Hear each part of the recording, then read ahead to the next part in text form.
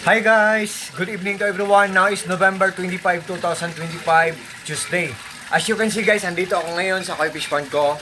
Ito ang koi fish pond ko guys, simple, small but terrible. Yan. Hello po sa lahat po ng mga fish keepers dyan. Good evening and happy fish keeping. Oh. Ito po ang mga pets ko guys, mga koi fishes. And honestly guys, bago lang ako nagpapakain ng dinner meal na guys, they're still eating guys, hindi pa naubos sa mga pagkain nila guys. And guys, dito talaga ako nagtatambay guys pag wala akong ginagawa. Kasi believe me or not guys, maniwala kayo or sa hindi, ang mga koi fishes guys ay mga stress relievers po sila. Gradually or dahan-dahan lang kinukuha ang mga stress natin.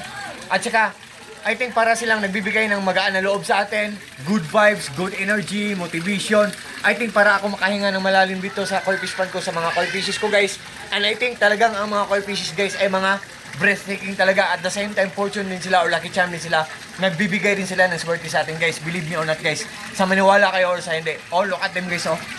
They are so very beautiful and wonderful guys oh. Nakakawala talaga sila ng stress guys. Yan. And guys, sa video kong to, epiplex ko ang nagwa-waterfalls. Yan ang tinatawag na submersible pump. Ang brand ng submersible pump ko guys ay Aquaspeed. Ito siya guys oh. Aquaspeed submersible pump. Yan. Mura lang siya guys, matipid pa sa kuryente at good pa ang kanyang quality. For sure po, maglalast long po siya.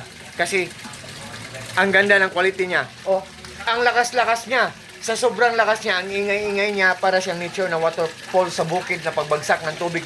Ang sarap-sarap pakinggan sa mga tainga natin.